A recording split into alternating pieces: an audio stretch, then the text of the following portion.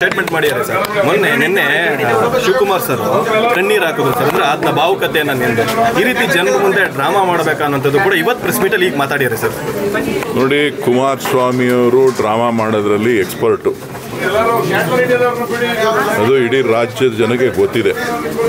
ಕುಮಾರಸ್ವಾಮಿಯವರು ಯಾವ್ಯಾವ ಸಂದರ್ಭದಲ್ಲಿ ಯಾವ್ಯಾವ ರೀತಿ ಡ್ರಾಮಾ ಆಡ್ತಾರೆ, ಯಾವ ರೀತಿ ಅದನ್ನು ತಿರ್ಚ್ತಾರೆ ಅಂತಕ್ಕಂಥದ್ದು.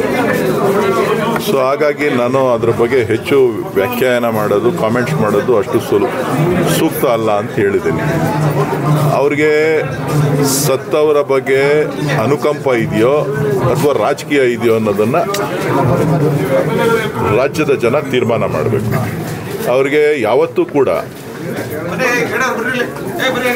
ಅವರು ಸತ್ತವರ ಮೇಲೆ ರಾಜಕಾರಣ ಮಾಡಿಕೊಂಡೇ ರಾಜಕೀಯವನ್ನು ಬೆಳೆದು ಬಂದಂಥವ್ರು. ಅವ್ರಿಗೆ ಜನರ ಬಗ್ಗೆ, ಸಾರ್ವಜನಿಕ ಹಿತಾಸಕ್ತಿ ಬಗ್ಗೆ ಯಾವತ್ತೂ ಕೂಡ ಅವ್ರಿಗೆ ಗೌರವ ಆಗಲಿ, ಅವರು ನಡ್ಕೊಳ್ತಕ್ಕಂಥ ರೀತಿ ಆಗಲಿ ಯಾವತ್ತೂ ಕೂಡ ಇಲ್ಲ. ಸೊ ಇವತ್ತು ಕೂಡ ರಾಜಕೀಯಕ್ಕೋಸ್ಕರ ಇನ್ನೊಬ್ಬರನ್ನ ಮೇಲೆ ಆರೋಪವನ್ನು ಮಾಡ್ತಾ ಇದ್ದಾರೆ ಹೊರತು, ಡಿ ಕೆ ಶಿವಕುಮಾರ್ ಅವರು ಕಾರ್ಯಕ್ರಮದಲ್ಲಿ ಸರ್ಕಾರದ ಕಾರ್ಯಕ್ರಮ ಆಗಿರೋದ್ರಿಂದ ಅಲ್ಲಿ ಹೋಗಿದ್ರು. ಹೆಂಗೆ ಹೋಗಿದ್ರು ಅಂತ ಕೇಳಿದ್ರೆ, ಸರ್ಕಾರ ಕಾರ್ಯಕ್ರಮವನ್ನು ವಿಧಾನಸೌಧದಲ್ಲಿ ಕಾರ್ಯಕ್ರಮ ಆಯೋಜನೆ ಮಾಡಿದರು. RCB ಅವರು ಅಷ್ಟೊತ್ತಿಗೆ ಆಗಲೇ ತೀರ್ಮಾನ ಆಗಿತ್ತು, ಒಂದಿಬ್ಬರು ಸತ್ತಿದ್ದಾರೆ ಅಂತ ಮಾಧ್ಯಮಗಳು ಕೂಡ ವರದಿಯಾಗಿತ್ತು.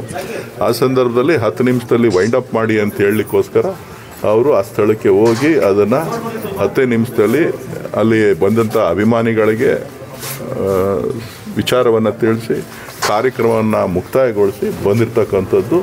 ಅದು ಮಾಧ್ಯಮಗಳಲ್ಲೂ ಕೂಡ ಇದೆ, ಸೋಷಿಯಲ್ ಮೀಡಿಯಾದಲ್ಲೂ ಕೂಡ ಇದೆ, ಎಲ್ಲನೂ ಕೂಡ ಇದೆ.